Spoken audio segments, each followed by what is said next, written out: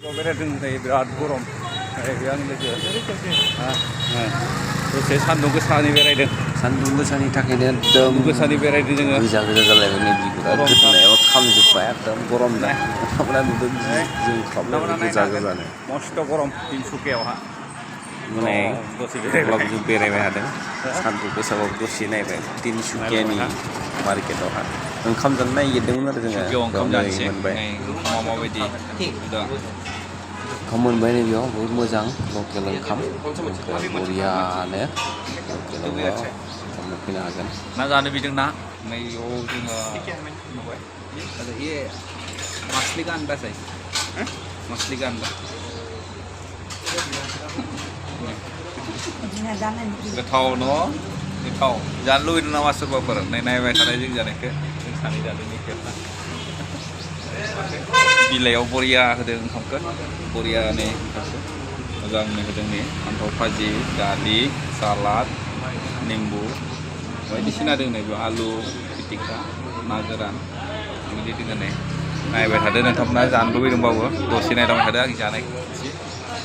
बरियानो नोंथांमोनाबो फैयोबा तिनसुकियाव बेयाव जानो फैनो हागोन नैबे तिनसुकिया टाउननि साहा गालावहा दे नायल' हागोन दसे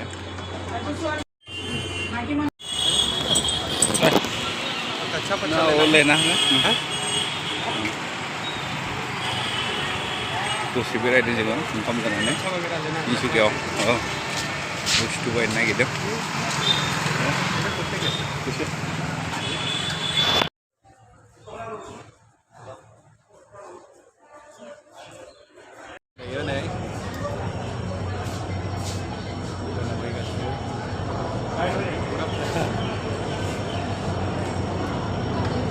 फैबाय थाबाय नै जों दा थांसिगोन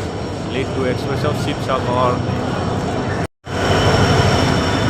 बे ट्रेनाव गाखोसिगोन जों दायो शिबसागराव थांनो थाखाय शिबसागर थांनो ओंखारबोबाय ट्रेना थांबाय मानसिफोरा भिर जाबाय जोंबो थांसै दे नायबाय थादों नोंथांमोनाबो जिरायबाय जोङो दानिया ट्रेनाव एसियाव जिरायबाय नै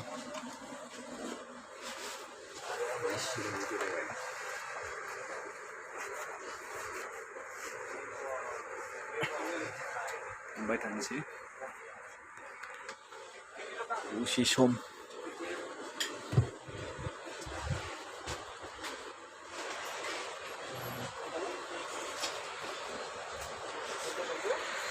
आङो सिमलिगुरि दायो सिमलिगुरि रेलवे स्टेसनाव दङ जोङो मोनफैबाय बेयावनो थांसिगोन जोङो शिबसागरनिफ्राय जयसागरसिम नैबे नायदो सिमलिगुरि रेलवे स्टेसननि